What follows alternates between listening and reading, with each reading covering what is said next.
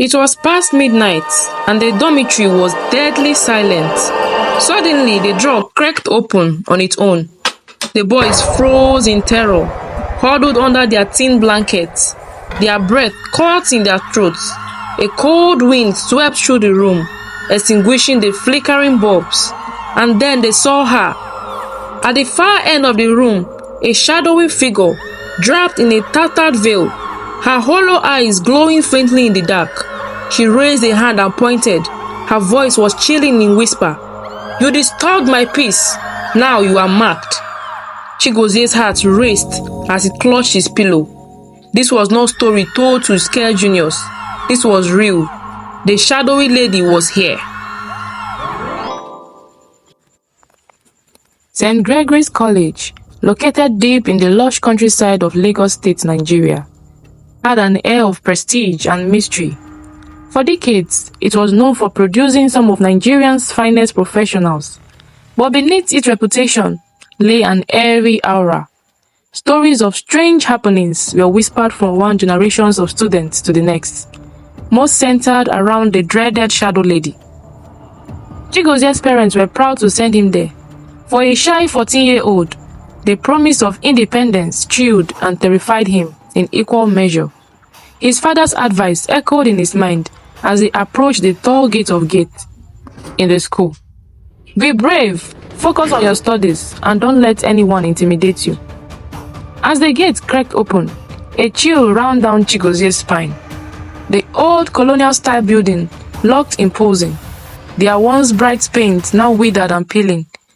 The dormitory stood at the far end, surrounded by an overgrown gathering, rumored to be cursed. That night, as students settled into their bunks, the seniors called an impromptu meeting. The dim common room was filled with boys, sitting cross-legged on the floor. The senior prefect, Emeka, smirked as he began. "Welcome to St. Gregory's College. If you think this is just a place to study, you are mistaken. This school has rules, and breaking them can invite unpleasant consequences." The juniors exchanged uneasy glances. "Have you ever heard of the Shadow Lady?" Emeka continued. His voice was low and dramatic. "She is no myth. She appears to students who disrespect the rules. Cross her path, and you wish you hadn't." The room erupted in nervous laughter, but Chigozie noticed how some seniors avoided his gaze. A few seemed genuinely uneasy.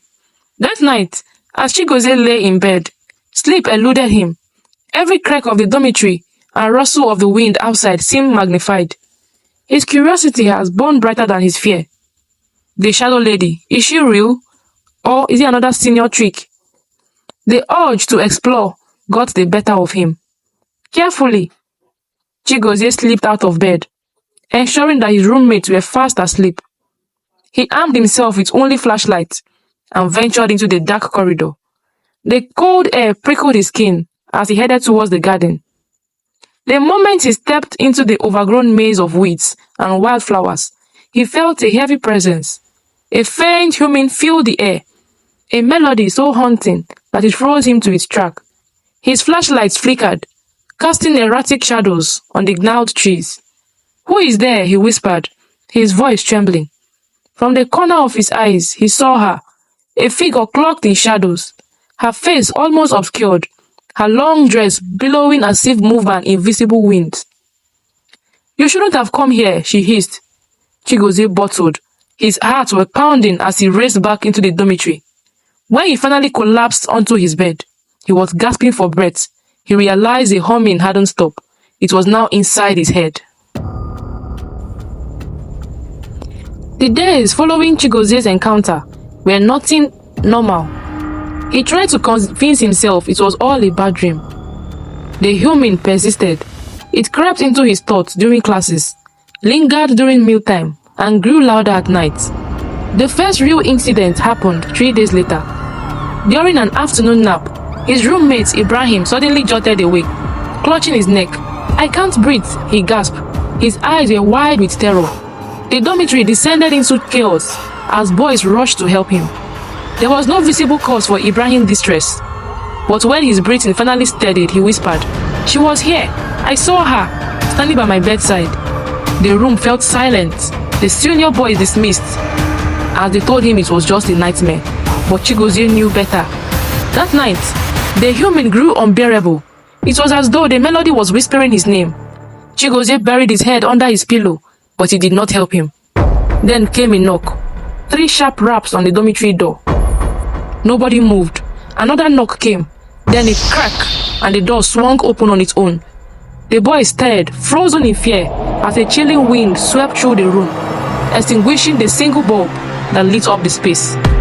Chigozie's flashlight flickered to life, and its beam caught the glimpse of her, standing in the far end of the room. Her veil was fluttering as though in a storm. "Why won't you leave me alone?" Chigozie cried.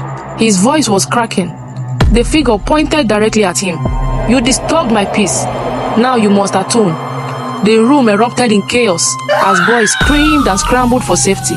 The figure vanished as suddenly as she appeared, leaving behind a lingering coldness. The next morning, the entire dormitory buzzed with rumors.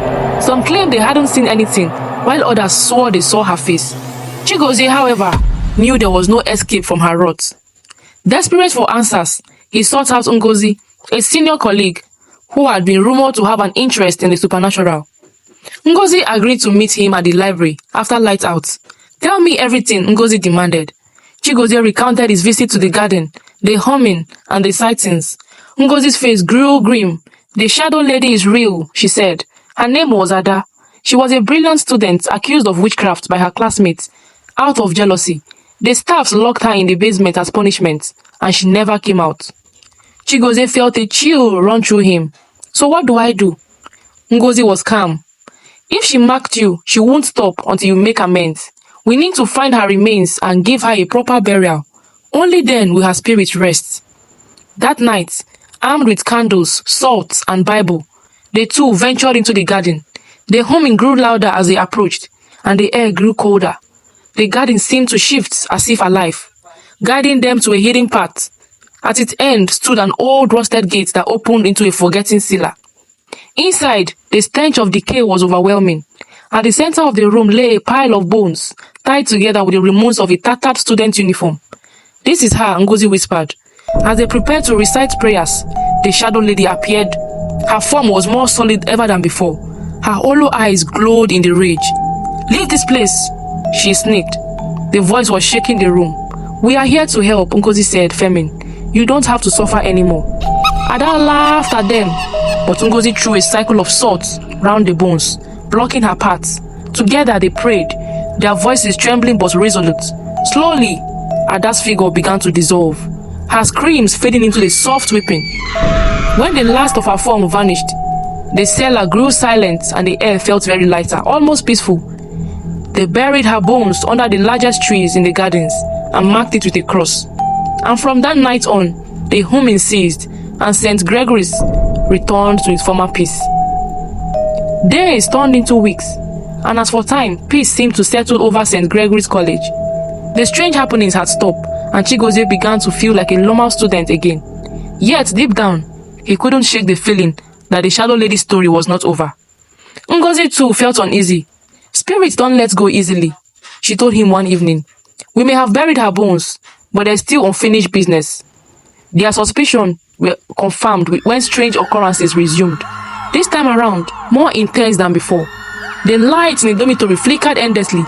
Water taps turned on by themselves, and students reported waking up to find eerie happenings and handprints on their walls. One night, Chigozie had a vivid dream. In the dream, Ada appeared, no longer veiled but fully visible. Her face was young, beautiful, but filled with sorrow. "You've only set part of me free," she said.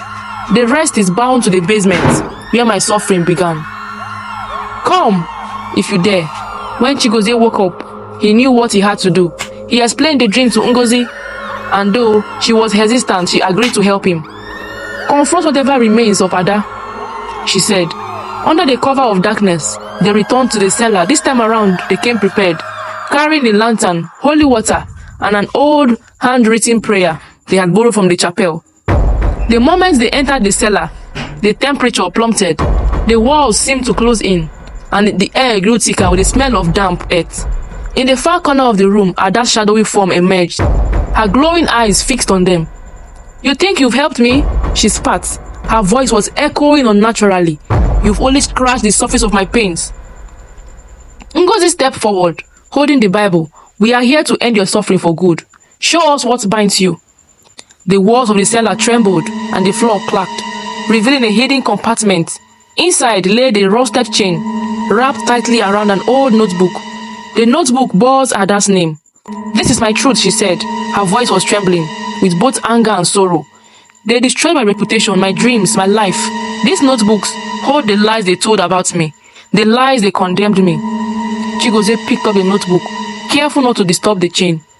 The pages were filled with accusations of witchcraft, all written in different hands, but bearing the same hateful intent. "We will make this right," Chigozie promised. Ngozi nodded. "We will take this to the school's chapel, where it will be cleaned and destroyed." Ada hesitated, but from there she flickered, as if caught between two words. "If you do this, if you clear my name, I will finally be free."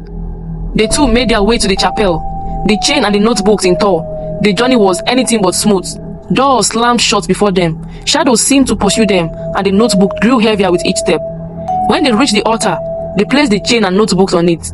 Ngozi began to recite the exorcism prayer, and her voice was steadily despite. The chaos was now calm. Chigozie sprinkled holy water over the items as the air filled with Ada's anguish scream. Suddenly, the notebooks burst into flames, and a blinding light filled the chapel. Ada's form appeared for the last time, but this time she looked at peace. "Thank you," she whispered before dissolving into the golden light. The chapel grew quiet, and for the first time, St. Gregory's Chapel and St. Gregory's School at large felt truly free from her presence. The next day, Chigozie and Ngozi found a small inscription carved on the tree where Ada's remains were buried. "May truth always prevail." From that day forward, the whole student of St. Gregory spoke of Ada not as of a vengeful spirit, but as a victim of injustice, whose story finally had a proper ending.